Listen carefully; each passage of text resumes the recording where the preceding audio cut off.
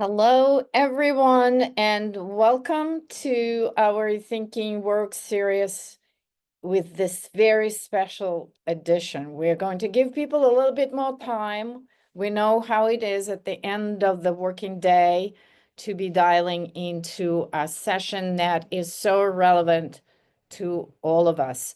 I want to invite our panelists and the participants to join in.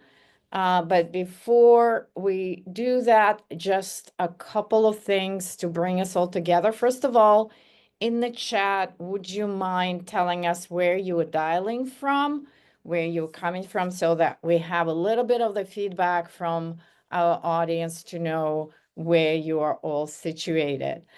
And the second reminder to all, this is going to be an interactive at the end of the webinar session, and we would like to encourage you to put your questions into the Q&A box here at the bottom of your screens so that we could then sort out and select a few that we are going to answer at the end of the session. And on this note, please, all the panelists, please unmute yourselves and join me in this session. I am excited to see all of you here. And I am Anna Tavis, academic lead or chair for the Human Capital Management Department.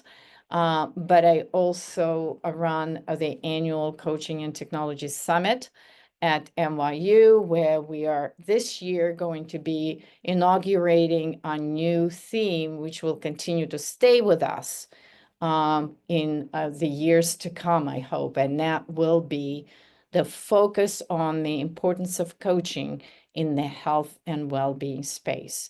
And in this webinar, I'm inviting Neil Sundberg, who is our advisor to the program and advisor to the conference, specifically on the health and well-being coaching track. And Neil is going to take it away and lead this conversation with our esteemed and very experienced participants. So we'll look forward to this interactive session. Please put your questions in the Q&A box. And let's take it away, Neil. Thank you. Amazing. Thank you, Anna. And yes, we do have the chat now up and live, so definitely let us know where y'all are coming from. Thank you all so much for joining. I want to just extend also a big thanks for the wonderful panelists that we have here, which I'll hand it off to them in a second. But for those who I haven't yet had the pleasure of meeting, I'm Neil Sundberg. This is very much a topic that is close to my heart because I began my career on the path to becoming a therapist, earning a degree in mental health counseling, completing my clinical hours. But along the way, I discovered coaching and really have never looked back. I had 6 years at Ginger, which then merged with Headspace. And as the senior director of coaching there, we helped scale a coaching team from a dozen to several hundred coaches. And that experience really just showed how hungry employers are for this type of accessible mental health support. And so we know like mental health care in the US has long been reactive, but it is starting to shift. There are startups that are leading the way in this proactive, preventative, and subclinical approaches like coaching. And we are lucky to have 3 of them who are represented here today. So I won't steal too much of the thunder from my incredible boss, Irene Visconti, who will speak more about Brightline, but I will just say that I feel incredibly lucky to now be at Brightline, where I get to support behavioral health and positive change in children and families through the power of coaching. But with all of that, let's turn it over to our panelists to give our guests just a brief intro of who you are, the company, as well as the mission. So Alex Bellatier, why don't we start with you? Yeah, first of all, thank you for that wonderful introduction, Neil, and hello to everyone joining. My name is Alex. I'm the Senior Manager of Coaching at Shimmer ADHD Coaching, and we are an expert service delivering ADHD coaching to help neurodivergent teens and adults with ADHD reach their potential their way. And we say that we're talking about the neurodiversity paradigm, where we're not looking to fix, heal, cure ADHD. We're looking at it as a natural variation of the brain. So we're adopting systems, changing the environment, and helping you have better self-awareness of your identity so you can thrive in the way that works for you. Amazing. Thank you, Alex. Irene, do you want to go next? Happy to. Hello, everyone. My name is Irene Visconti. I'm the VP of Coaching and Guided Care at Brightline and Bright Life Kids. I get the pleasure of working directly with Neil, and we are a pediatric company. Our mission is to transform the lives of kids, teens, and families by delivering mental health care that works, where it's powered by the people and amplified by technology. So we do offer virtual programs, currently serving families, hundreds and thousands of families in California, providing coaching support. We have programs that span across parent management training, social emotional learning, attention and focus, and many, many others. I'm really excited to be here today. A quick background on me, I'm a national board certified health and wellness coach. So I've had the pleasure of providing coaching support to thousands of adults. And now we get to make a difference in children's lives through our coaching program. And the opposite to Neil, I'm actually finishing out my clinical training in marriage and family therapy, and really, really energized by the clinical and the coaching training that we are then able to turn into programs that impact families' lives. Amazing. Thank you, Irene. And Dr. Diego, why don't you round off the intros? Yeah, so happy to be here. My name is Dr. Diego Salinas. My background is in neuroscience and pediatrics, so it's so awesome seeing people coaching ADHD and pediatrics and how it feels been evolving. I'm a very passionate educator in the field. I teach at Duke University and work with the boards last year for up to the standards. And I'm the co-founder of Vibely. So we're the most affordable and easy to use HIPAA compliant platform, because my goal is to create systems that enable people to connect more easily. We help solo coaches, but also now different companies with the back-end solutions to kind of make this more affordable and easier to access and create less barriers for people to connect to get the support they need. Incredible. Yeah, I love this group. This is awesome, and just excited to dive into things here. So I would love, I'm going to start off with a statistic here. So I was doing my research beforehand. The Business Group on Health's 2024 Large Employer Healthcare Strategy Survey reported that 77% of large employers observed an increase in the mental health needs among their workforce, with another 16% anticipating that mental health needs will continue to increase in the future. So, question for all of you, and feel free to just jump in. As we see the rising demand for mental health support, how do you all see coaching playing a role? Well, maybe I'll start us off there. So I think there's two different ways we're going to see coaching playing a role. The first way we're seeing it is through an integrated care model. So along with clinical provisions, we're able to help them with adherence and implementation of treatment plans. So we can work alongside clinicians, whether that be a therapist, a PCP, a nutritionist. We can help them stay committed to those goals. But we're also seeing it in a second way as the primary modality. So people are looking for lifelong self-management and more goal-oriented support in different areas of life, whether that be health and wellness, career, parenting. People are looking for more ways to flourish. They're actually just focused on what can be better rather than traditionally focusing on more what can we heal. So I think we're going to see it in both ways, and we're already seeing that happen. People want access to quality psychoeducation to make informed decisions. They want access to tools and systems that will support them in doing it, and helping or having someone help them anchor them to what matters most in life and not be derailed from those goals. Amazing. And Irene, Irene, you want to chime in here? Yeah, I really love this topic. My domain is a little bit specialized working with children and teens and families. And so what I've seen happen is that we require this, to Alex's point, integrative model, but also collaborative.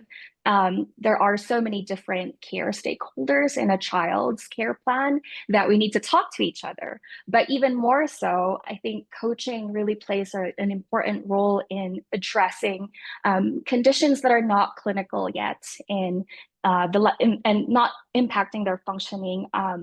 So those severe acuities definitely require clinical interventions, but also in the pediatric space, there's about like 4 out of 5 children who could benefit from lower level interventions. And that's where coaching can really play a part, where we provide skill-based programs. We can talk to them about preparing for school, or troubleshooting these challenges that they're experiencing in their daily lives, working with both their parent or caregiver as well as the child, that then prevents them from reaching that level of clinical, where clinical treatment could be necessary, or their safety considerations. A couple of other opportunities that I've seen really work with the population. We know about the one-on-one coaching model, where coaching is a standalone service, typically for lower acuity populations, but also it could be augmentative. In the case of pediatrics, we work with the parents and caregivers when their child is in therapy. We are providing them with parent coaching so that they understand kind of the grand scheme of things. What is this care plan for? How can we support or change the environmental factors at home to support that clinical level intervention, of course, with care coordination needed there, and a step care model. So it could be that, a person or an individual or a child can start with clinical level interventions, working in therapy, they complete their treatment plan, and they need additional support for maintenance. And that's where coaching can really play a part to support that thriving of the child or any individual. Yeah, really important call outs, and interdisciplinary, collaborative on its own. Love all of that. Dr. Diego, anything that you wanted to add there? Yeah, all amazing points. And one thing is that, burnout isn't a diagnosis. That's not about coaching. It doesn't require diagnosis to improve, right? We're saying subclinical things that you can both help people who are more severe or avoid that. I think besides also the integrative component of coaching that can count every part of your well-being or your life, is also the individualization that coaching provides. To me, it's one of the first examples of individualized medicine. I know it's not medicine, but healthcare, right? To Alex's point, all brains are different, and each burnout is different. There's no one burnout, and so there's no one solution forward. So finding systems that help you live in line with your vision and values, right? So that you feel that fulfillment. You're spending energy the way you want to spend energy. I think there's a misnomer about burnout is I spend too much energy. It just wasn't spent the way you wanted to spend it. And I think that alignment with that individual's unique vision, values, and situation is where coaching is so unique compared to other paradigms. Yeah, interesting. And perfect transition there to talk about burnout, where we know it is on the rise, where you have Mercer's 2024 Global Talent Trends reporting 82% of employees are at risk for burnout, citing factors like excessive workload, exhaustion, financial strain, to name the top 3. And so I am curious to kind of pull on that thread a little bit. What advice do you all have for managers, professional coaches, and others who are supporting employees who may be facing burnout?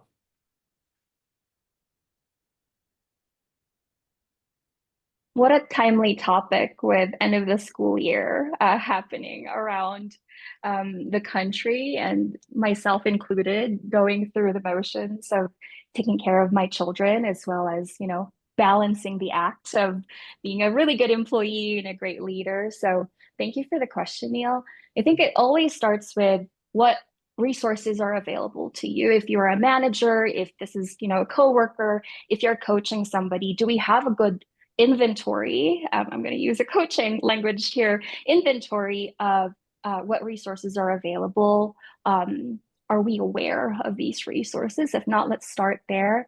And then I think as we dig into the motivations of the individual, I'm sure that burnout is not just a personal challenge. It could be systemic. It could be a myriad of different factors contributing to this feeling of burnout, right? And this reality that you are balancing so much with very little time, and you feel this pressure to keep up. So I would try to understand what are things in the holistic picture of it. What are all of these factors that could be contributing to that burnout?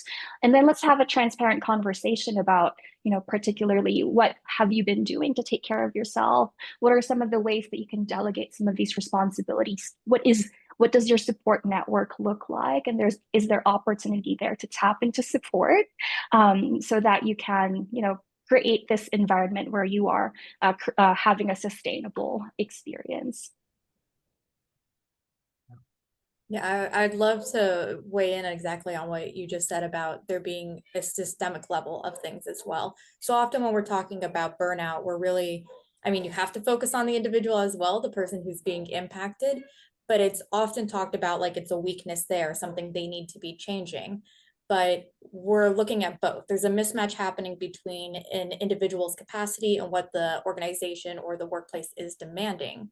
And when this mismatch happens, it's usually because of misunderstandings around motivation or capacity or what rewards them. There's something happening that's kind of harmful to both the person and the organization. When the person's suffering, the organization suffers too. And it's usually pretty indicative that other employees will probably soon be following as well. It's usually not just one person that's feeling that as well. And when we're looking at burnout, of course, we're looking at the elements of like exhaustion, cynicism, personal efficacy. But then when we're talking about neurodivergent employees or neurodivergent coachees, we may have other elements such as sensory overwhelm or emotional demands or social demands. So we might be talking about autistic burnout as well.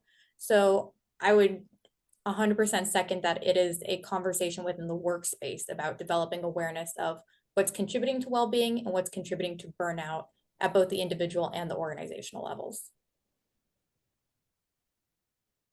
It's a great call out to both, right? Because it's too much of a, oh, have more yoga. Well, what is the system doing that you can't balance it out with it? So addressing, and I think the traditional model for managers is to really top down, tell people what to do. Well, have you tried this? Have you tried this tool to make yourself more efficient? Have you done this?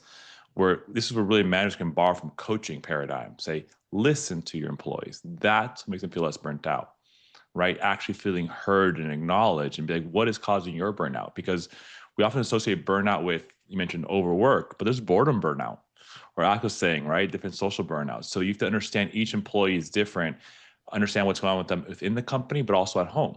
And how you're going to support that is going to be different on each person. So really having that listening perspective is going to be, first of all, a huge step in being acknowledged. And then that's where the solutions can start coming in individualization. I think too often it's solutions first without listening. And you can't personalize care if the person doesn't talk to you first.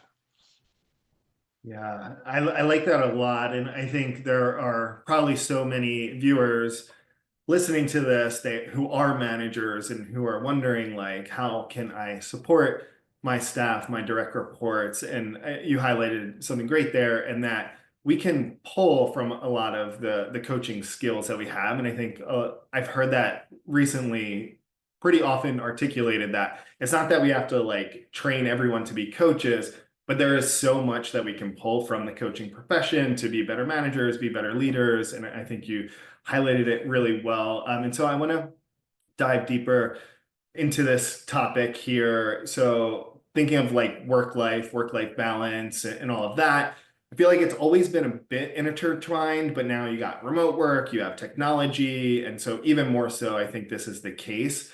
There was a study, and I'm just full of studies today, but there was a study by Randstad this year that said for the first time in 22 years, work-life balance surpassed pay as the leading motivator for employees, which is pretty surprising to hear. It's only by a slight margin. But on the flip side of that, there was another survey that said 2/3 of Americans feel they don't have proper work-life balance, and 48 identify as workaholics. So there's kind of like this bit of a disconnect here. And so I am curious, like in your work, how do you all support people in achieving a better balance?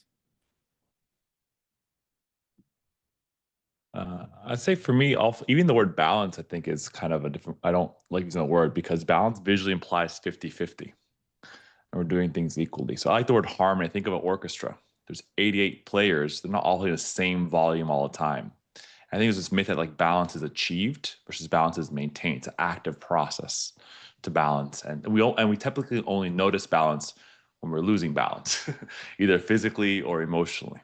Right. So that if we can maybe also say it's not about 50-50, but that equation is going to be different for each person and each time of their life as it's moving forward. So what's going to generally, if you have to start somewhere, social connections. There's a lack of social connections or support or an overexhaustion, and connections can really be a first place to to start working towards that. But I think that it's the approach to understanding each individual and where is their harmony going to be, and that's going to change in 6 months. It's going to change in a year. And so the idea, if you can have each employee have better barometers for their balance, instead of fishtailing when you're swerving, you're making small micro adjustments. And so that involves learning yourself, what drains you, and also what fulfills you. And those are really individualized to each person. And it takes a lot of self-awareness, plus then the actions behind to follow through. And it might change again in a year what is that restorative thing for you. I think also I would say too, it's difficult in our culture as well, because we have a hyper work hustle culture as well. So I think normalizing what kind of media and culture is saying and bringing the humanity back to the workforce. And that's, I think, is really the job of the managers and the founders, the people up, because that company culture really is such an important part of feeling burnt out or supported. Plenty of people work hard but feel supported and don't get burnt out. It's that company culture has to be addressed as well. Dr. Diego, I was just going to talk about this busy is good social norm that we have, right? The more that you overachieve and show up and take on so much more, the better you are rewarded, which then creates this consuming space for trying to provide a lot of output while sacrificing yourself in the process, which is not sustainable for anyone and has impact on families, not just on the individual, but also the organization at the end of the day. So what I usually do with my team is really making time for check-in and being human first, checking in on life. And we have this round robin every week where we just share our life, what's happening behind the scenes that contributes to how we show up at work, and allowing space to be authentic and bringing your genuine self to work. So if you are at a 20%, all good, we can cover you, take some time for yourself. And creating that as what's normal, what's to be expected is we are being transparent by our needs. I also encourage individuals to, plan mental health days, but also PTO. Like there's just no reason for us to keep working and saving our PTO in the bank, right? Like that's a part of the benefit that we should be utilizing constantly. And then practicing really transparent communication. So I encourage my team to speak up when their needs are not met, or if there are challenges that are continuing to persist. Like there's we work in digital health, so there's product components to this. There's the system component, and so making sure that we are being transparent and clear in what those pain points are, so that we can actually provide some resources. And then just making sure that we are checking in and really knowing our team. I think that's really important. I have many caregivers on my team. So, if they need to step away to drop off their kids or pick them up, like allow space for that. This is real life. So we should think about leading our teams in that way as well, with lots of grace. Yeah, I think you're speaking to something that's really important, is that effective managers are very attuned. They're scanning the culture, they're scanning people's capacity. I think all too often when we're setting goals, or in some workplaces, it's a yearly goal or a quarterly goal. But when we're not looking at the day-to-day, what's happening in the workplace, what's happening in how work is being done, that's where all of the best intentions get lost. And what we think is contributing to well-being could be contributing to burnout. So managers have to be effectively managing it upwards, downwards, and horizontally across the organization, and feel very masterful in doing it, which can be challenging. Because in many cases, if employees are feeling it, managers are probably also managing their own burnout or own demands. So they have to be attuned to their needs and how that's contributing to their employees. If you're feeling a certain type of way at work, it may come out on other employees. So being the role model for making sure that they're also taking care of themselves. Yeah, great call outs, and love, and I have a great role model in Irene, so thank you for that. And one of the things that I've appreciated so much about the culture here is the attention to, like, as was said by Dr. Diego and further reiterated by Irene's, that like social connections and all of those things, just so important, more so in this remote first work environment. I saw a question came through from a guest asking a little bit about AI. So we're going to pivot here to talk a little bit about AI. It's you can't go through, I feel like, a webinar without touching on it nowadays, which I think it's really important as it is coming. So I'm curious, like with AI, with automation that's creating uncertainty about the future of work, how do you all see that affecting your coaching conversations or even just like company strategy?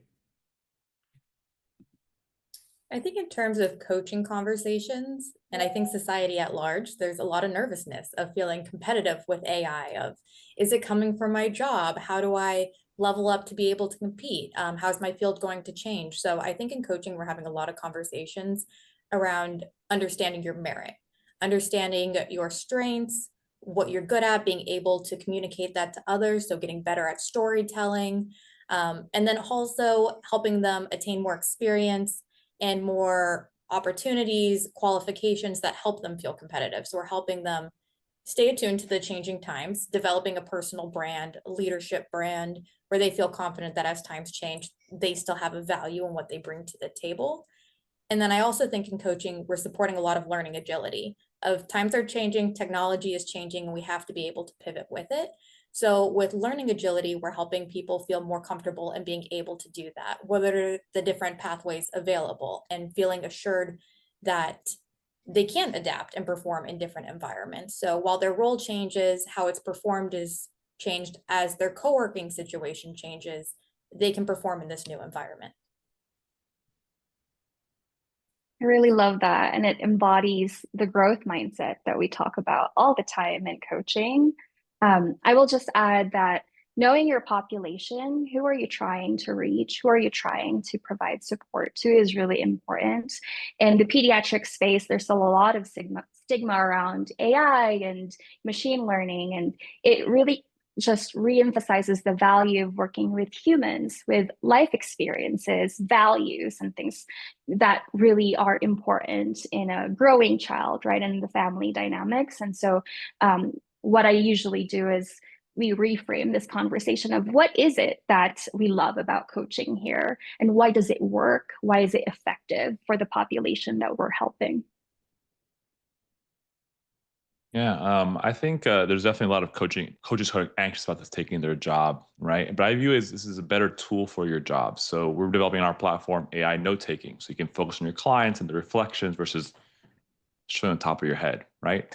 AI can look at a client's progress and look at insights. Hey, we noticed every time you meal plan with your spouse, there's better outcomes for you, right? Or the qualitative languages used can be used by AI to structure it differently and compare quantitative analysis. Right. So we should look at the benefits of how this can support this connection, right? I think the concern is, well, what if they have an AI coach? And they can have a tool, but this is the reality. Humans' brains are wired to connect to other human brains. Nothing can replace human connection. Nothing ever has, nothing ever will. It's just unique. I'm not saying it's better or worse, it's unique property. When you're in the room by yourself and someone enters the room, do you feel different or the same? Right? It's just how we're wired. So I think there's this thought of computers going to be replaced by, or people replaced by humans, but I think I look at social media, right? Oh, look, it's socialization. But then when you do it all day long, you realize it's not the real thing. It's an empty calorie, and you're still left wanting real socialization can actually be harmful by just doing that instead of real socialization. To me, AI is a fancy version of a worksheet. We've seen in medicine before, try to replace human connection with information, and it doesn't work. So I think we're going to see an adoption, people trying to replace the workforce with the computers and realize we missed out on one of the biggest tools we have, human connection. So I think there's definitely a role for this in our field, and between such a support, or even when people don't need our services, right? It can really help for tracking. But I do think after we do the experiments that we've seen historically happen already, we're going to learn the lessons always been learned before. Human connection can't be replaced. That's the most important part for well-being. How can we use tools to encourage, or as Anna said, reach your highest human potential? Because now you're not doing notes, but you're focusing more on your client. Yeah, all really great call outs there. It's certainly a balance. Like we want to take advantage of this technology that can really up level our skills, that can take out a lot of the work that we don't particularly enjoy, like notes and other things. And also, I mean, there is so much use case for it that we can talk about. And again, I see some questions coming in. I want to talk about two things that I feel like working in startups, you hear quite often, that being scalability as well as access. And so from another stat here from Mental Health of America's State of Mental Health Report in 2024, in the US, there's an average of 340 individuals for every one mental health provider. So just not enough providers to ultimately meet the need that we have here. And so we hear often about making mental health accessible, making it scalable. Like, how do you all see that come to life in your work?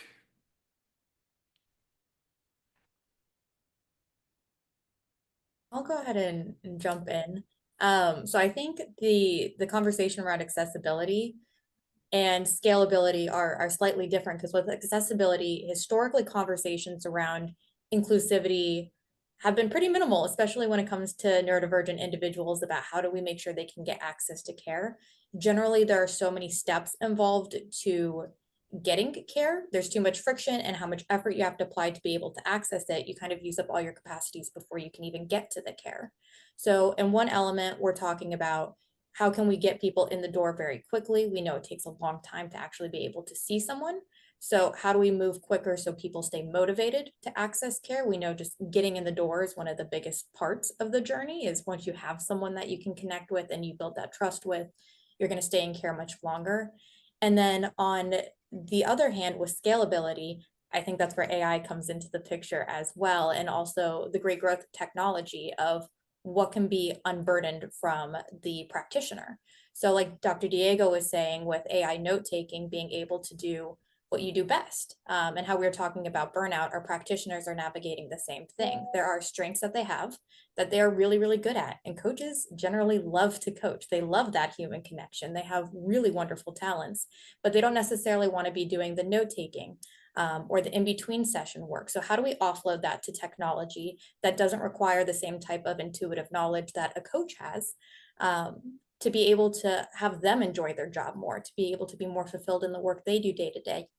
Because if your practitioner is feeling full and joyous in their job, the sessions are going to go a lot better. They're going to have more capacity to keep showing up. You're going to see less churn, because it is hard when you have practitioners churning because the workplace environment isn't meeting their needs. It takes a while to get used to a new organizational setup, new systems. So it's also about preventing churn. Yeah, absolutely. Irene? I love that. I love this conversation because it has been the story of my life the last 4 years of making coaching available and accessible to the pediatric population.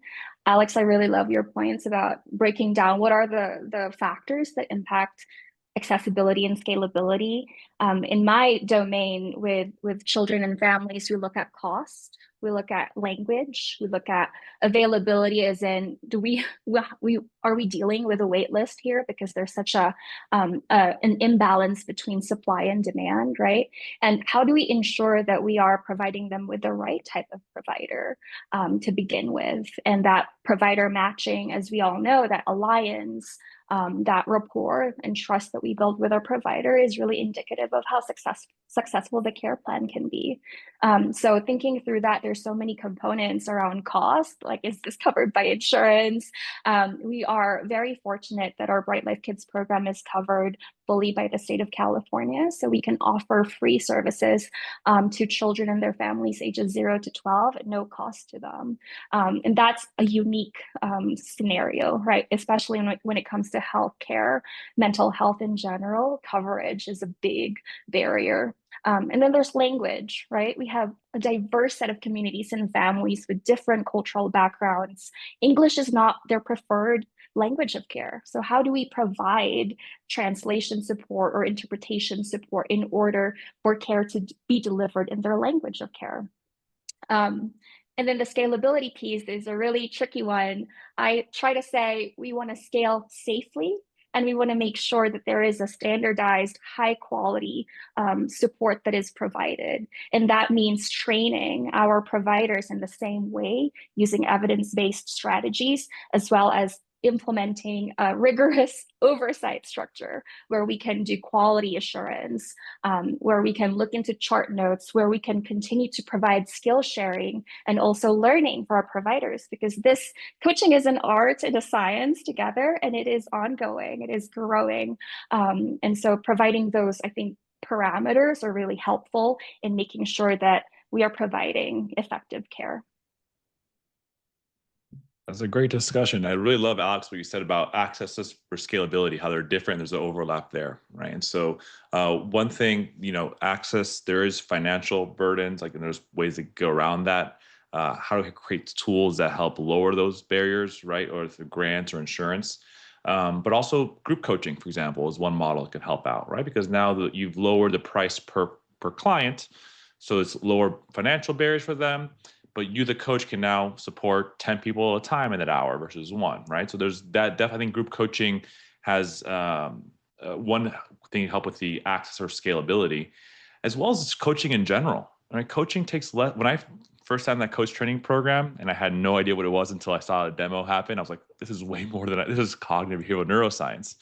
One of my first thoughts was, wow, we don't need to go to school for 12 years to make the biggest impact on the biggest bottleneck of well-being. Right? The biggest bottleneck of well-being is applying what we know. We don't, God bless researchers, I've done it before, and I have nothing but respect. And if we just apply what we knew, that's going to be the big opening up of well-being. So I think having coaching, not only as a profession, is fairly easily trainable and should be done right, like Arena's saying, there is a science. This is not just, I love people, I'm a coach, right? How do we train them high quality? Takes less time than 2 or 3 years for counseling or longer postgraduate, but also increase awareness of what coaching is. I think that's part of the biggest bottleneck. I was really ignorant to what it was until an hour into the program. So even not only is this thing accessible, but people understand the value of what coaching is. And so how do we scale that awareness so that people can come in? I think currently, for coaching at least, the bottleneck is not in competing with each other. It's people don't know what this is or how valuable it is. And if they did, many people would pay for it, right? So I think there's and I think, and to your point, Irene, also about AI for scalability, and Alex kind of combining both points. There's the scalability of the individual provider's time and energy, so they can be high quality providers, and can use some of these tools to help make sure your quality assurance is there without micromanaging, or rather giving the coaches tools to self-reflect, learn more, and when they're talking to their manager or their mentee or mentor, they're working at a higher level of self-improvement. Amazing. Yeah. Thank you all. And thank you, Dr. Diego. Great points there. Anna, I know we've been getting a lot of really great questions. And so I know we talked about making this a discussion. So maybe we can open it up to some of those questions. Thank you so much. I just want to, as I've been scanning the submitted questions, and apologies that we don't have somehow on the settings that questions are available to hosts and panelists, but not to the entire group. So I want to read them out because I think we kind of took there are 3 major buckets of the questions. One, and all of them have been touched on in this conversation. One was about the coaches themselves.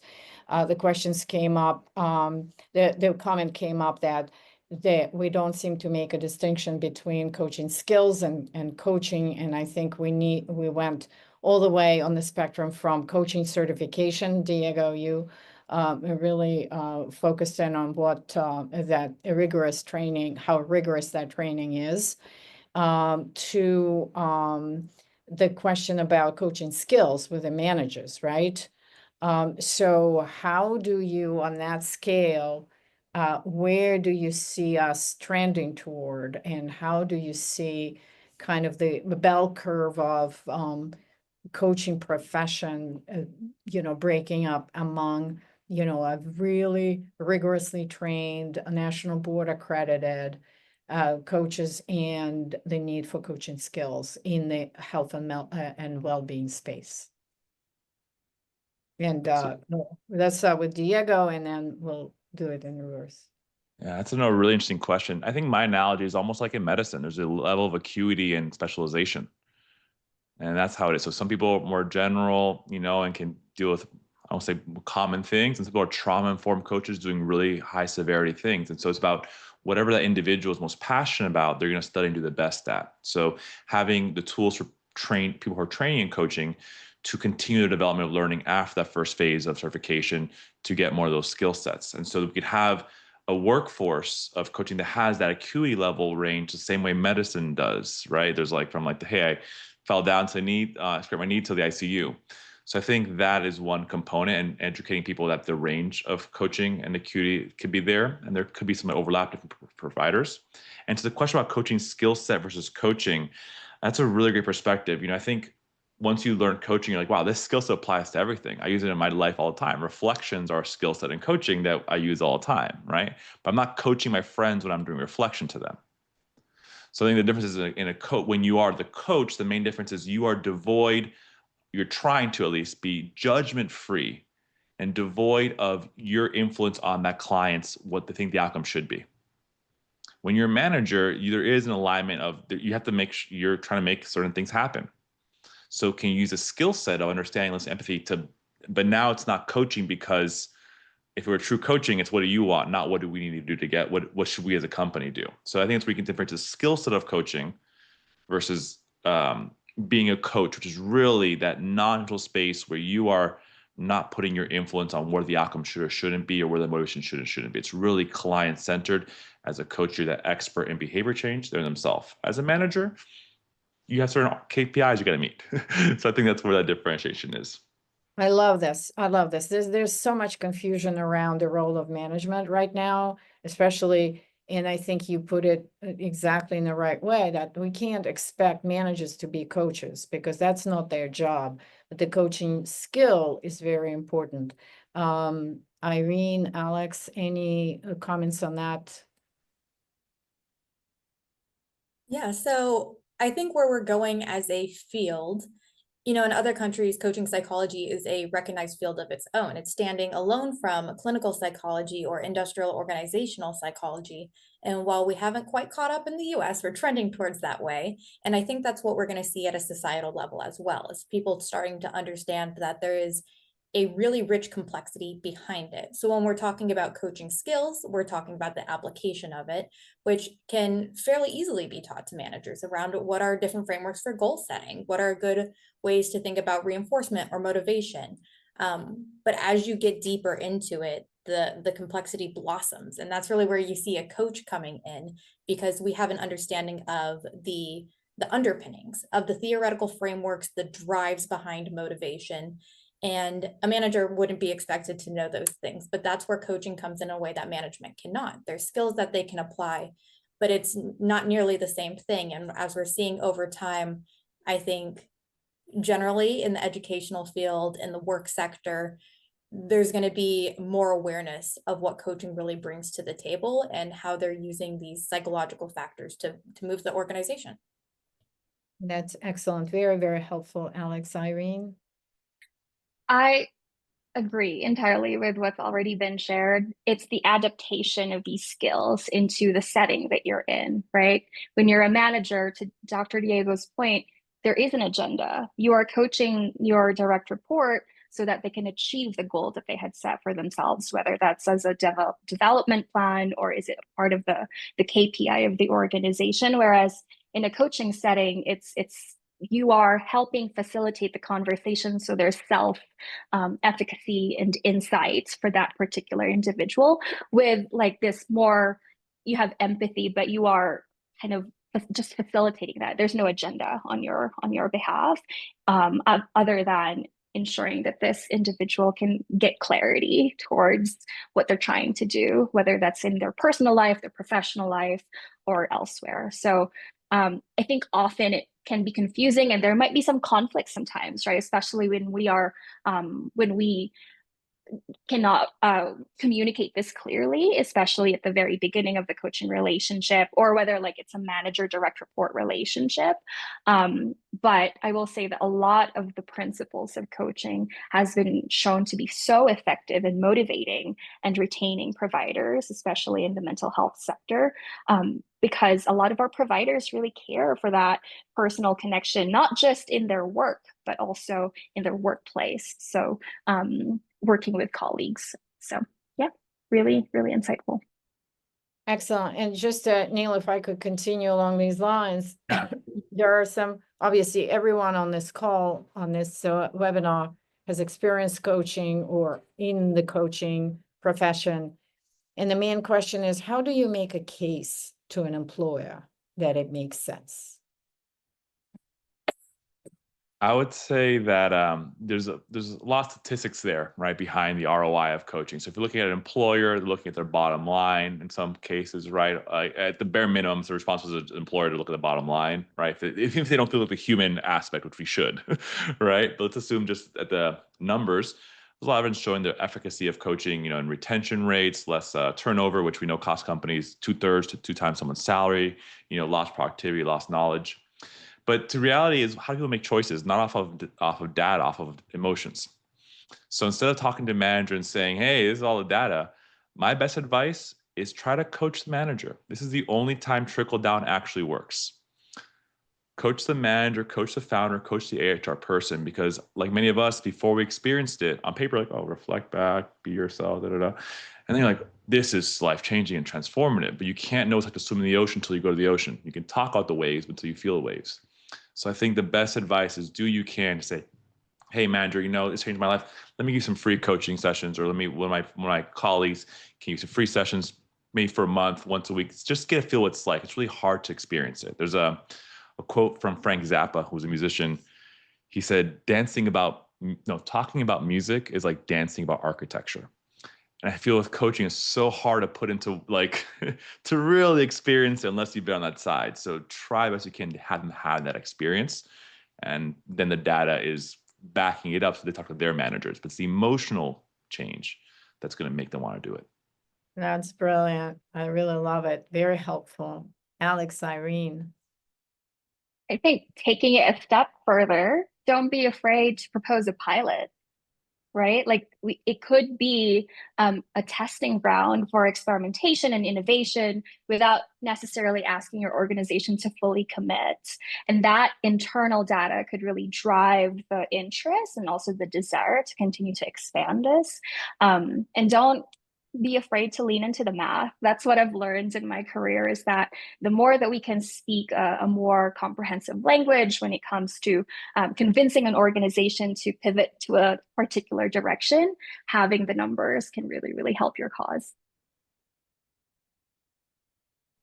And I think looking at overall engagement, I think when you're looking at the management level of how many employees they tend to oversee, and looking at the self-awareness of each employee, being able to adapt and meet the workplace needs in a way that works for you, there's generally already so many demands at the management level to be able to know the individual that deeply and every single one of them. It's going to be more cost effective to have a coach working with your employee to be able to access those capabilities, access their strengths, because moving forward, it's going to help them potentially even move up in the company, perform their role better, get better results, better quality oriented work. And the manager is able to free up and do things that are going to be more impactful for the organizational long term. So again, they're getting to use their strengths in the best way possible as well.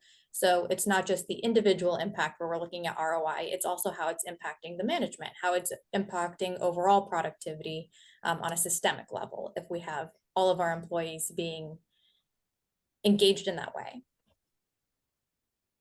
That's brilliant. Let me propose something and connect this discussion to the conversation about AI and AI coaching. One of the benefits of AI, if not, addressing the highest level, the best possible human type of connection, is democratization. It makes coaching more accessible, available, and generally, scalable.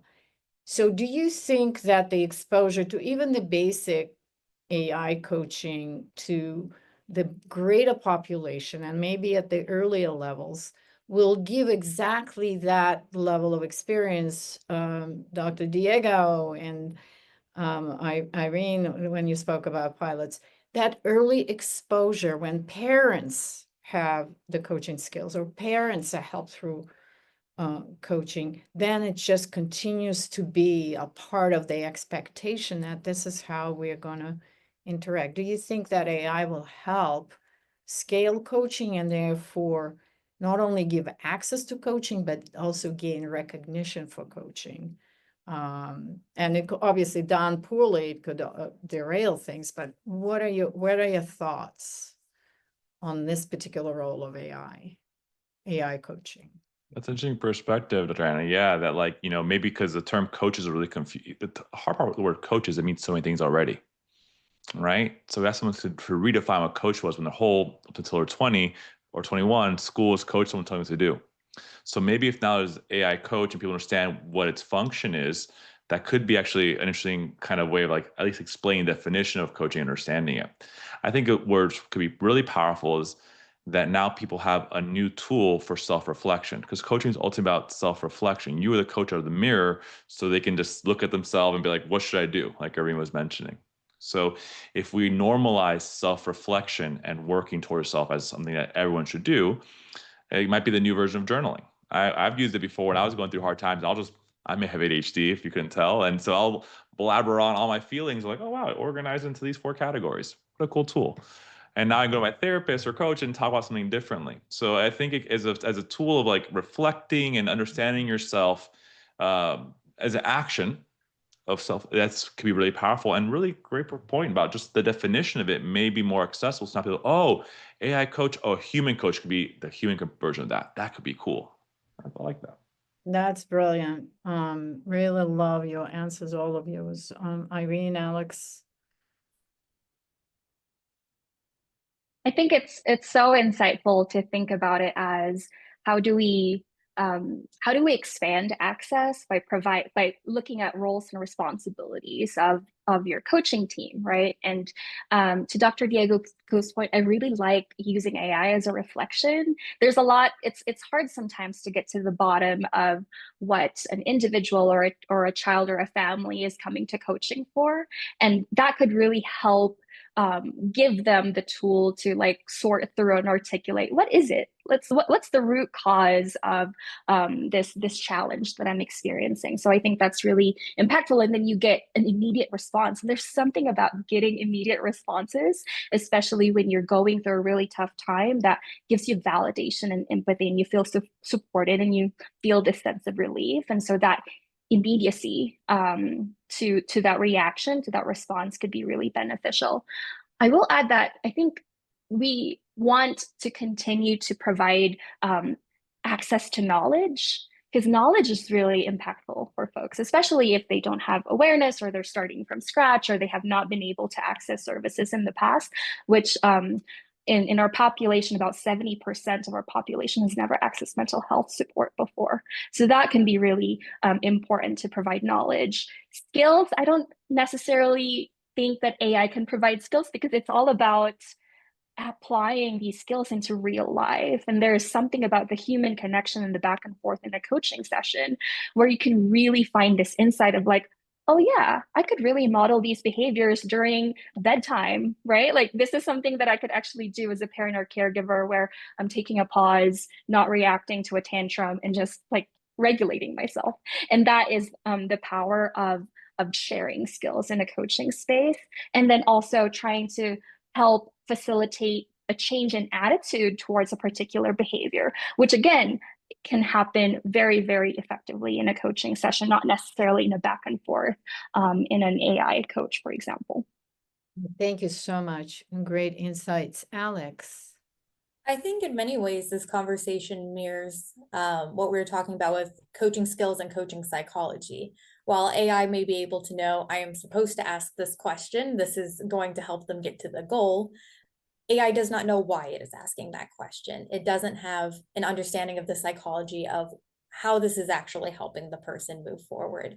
And I think that's an important distinction that can't replace the human of knowing I'm asking this question for this deliberate reason, because I think this is how it's going to impact the person. AI is just generating what it has been kind of taught to say in that scenario.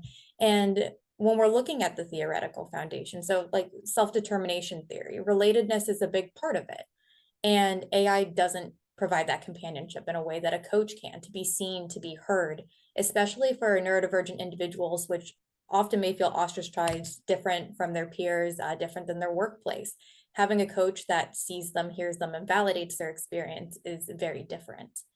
And, I want to make sure I'm correct in it, but I know in some research it's shown that AI can be as effective in helping you reach your goal, but it's not as effective as increasing your sense of well-being.